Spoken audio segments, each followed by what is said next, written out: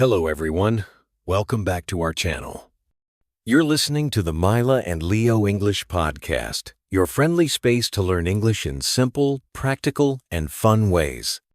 Here on this channel, we help you become confident in real-life English, whether you're preparing for a conversation, traveling abroad, applying for a job, or just looking to improve your speaking and understanding.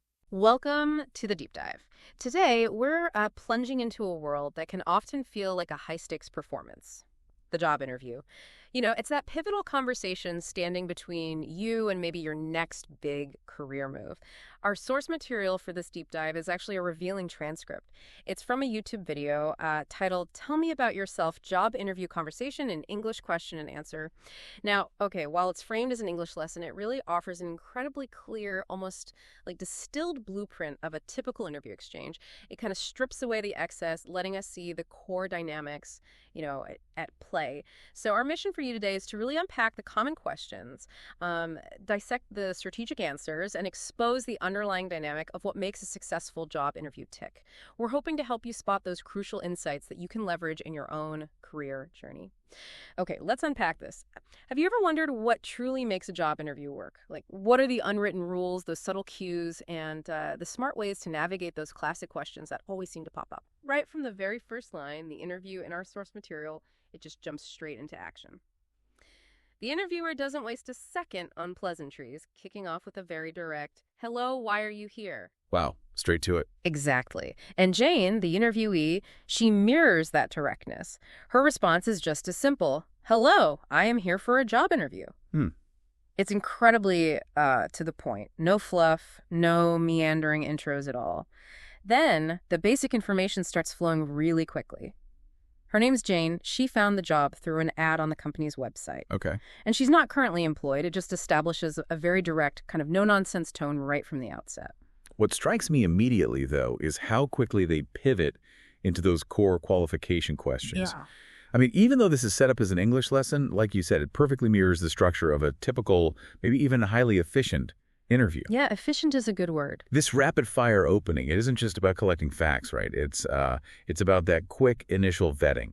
Because if you don't sort of nail these basics crisply and confidently, you might not even get to the deeper stuff, the more substantive questions that follow. It really highlights that the initial phase is often just a rapid information exchange. Verify preliminary fit, check efficiency. That's a critical point. And speaking of foundational, the interviewer wastes absolutely no time getting to a classic, "Why do you want this job?" Yes, the why us question. Right. Jane's answer is equally straightforward. "I want this job because I like your company and I think I can do well here." What's your take on that kind of simple, direct answer? Is there maybe a risk in being too simple, or is that actually the strength here? Well, zooming out a bit, I think the simplicity and directness of Jane's answer are actually quite powerful in this context. Okay. It's not about spinning some elaborate backstory or trying to guess into the perfect corporate jargon. It's really about showing perceived fit and, crucially, confidence in her ability to contribute right away. Right, that confidence piece. Exactly. Those are critical signals to an interviewer. They indicate the candidate has done at least some basic research, enough to know she likes the company and genuinely believes she can succeed. It projects a sense of conviction and an immediate positive connection to the company. Sometimes, less is more, especially when it conveys genuine belief. Less is more. Okay. Then comes the classic duo that almost every job seeker anticipates but really needs to master: strengths and weaknesses. So Jane confidently states her strengths. "I am good at organizing and working with others." Pretty standard strong points. Definitely desirable qualities. But then, for the weakness, she offers this: "My weakness is that I sometimes take too long to finish tasks, but I am working on it." Now, for you, the listener, consider the strategy behind that answer. What's the absolute key part that elevates it beyond just, like, a confession? Yeah, that second clause is everything, isn't it? So, it really begs the question, how do you acknowledge a challenge without undermining your own candidacy? And Jane here shows a textbook example of pivoting to a growth mindset. That crucial second part, "but I am working on it," it demonstrates self-awareness and active improvement. Right. Imagine if she'd just stopped at, "I sometimes take too long." That leaves a huge question mark hanging there. Yeah, that would be bad. By immediately adding her proactive effort, she transforms a potential negative into a positive. It shows maturity, accountability, and a real commitment to personal development. Yeah. This is so much more impactful than, say, claiming you have no weaknesses or maybe presenting one that you're not genuinely addressing. It's about showing you know yourself and you're always striving to improve. It truly is a masterclass in framing a challenge positively. And she keeps that proactive sort of problem-solving theme going when asked about handling stress. Jane states she handles stress by staying calm and making a plan to solve problems. Which sounds good, but does she back it up? She does. She even gives a concise example of a past challenge, a tight deadline on a project, and she says she made a schedule and completed it on time. It's direct, clear, and it highlights her ability to deliver under pressure. She then directly affirms, yes, I can stay focused and work well under pressure. Okay, see, what's particularly effective there is how Jane provides that concise, clear example. It highlights her problem-solving skills under pressure. And while she doesn't explicitly state it, she's essentially employing a condensed version of the STAR method. Right, situation, task, action, result. Exactly. Situation, tight deadline, task, project, completion. Her action made a schedule. The result, completed it on time. That approach makes her claim credible and memorable. It moves beyond just saying she can do it to actually showing it, even in just a few short sentences. That kind of tangible evidence is what truly resonates with an interviewer, I find. Absolutely. Moving on, the interview then delves into how she collaborates, how she works with others.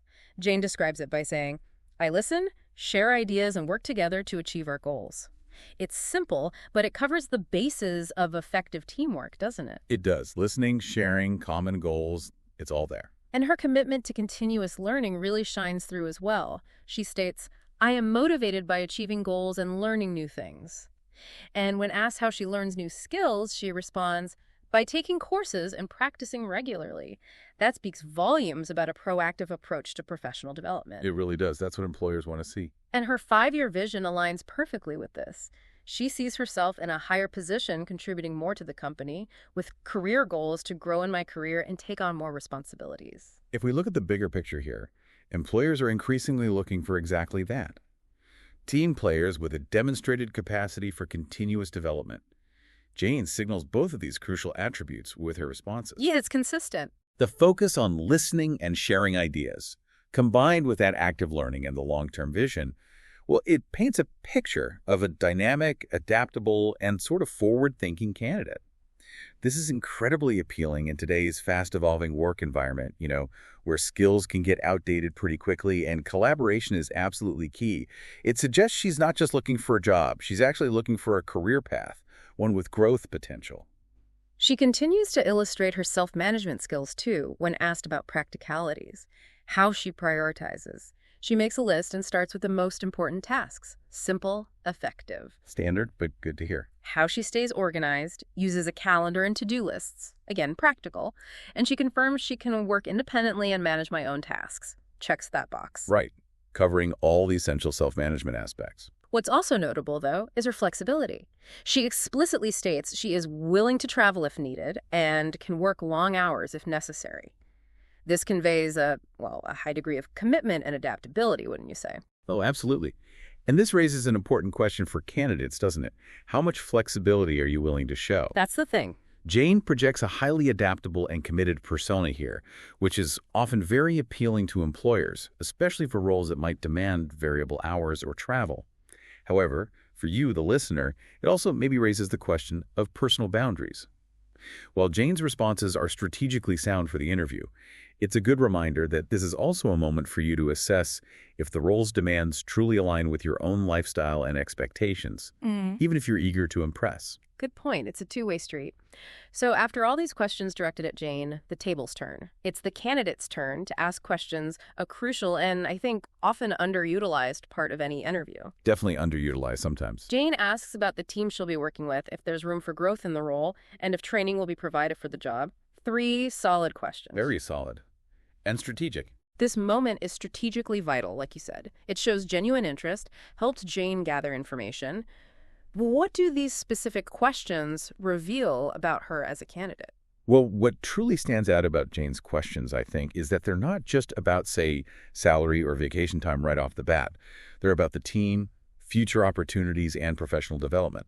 That signals her long-term interest in the company and her collaborative spirit. Ah, okay. So it reinforces her earlier points. Exactly. It subtly communicates that she's looking for a career, not just a paycheck, and that she values growth and teamwork.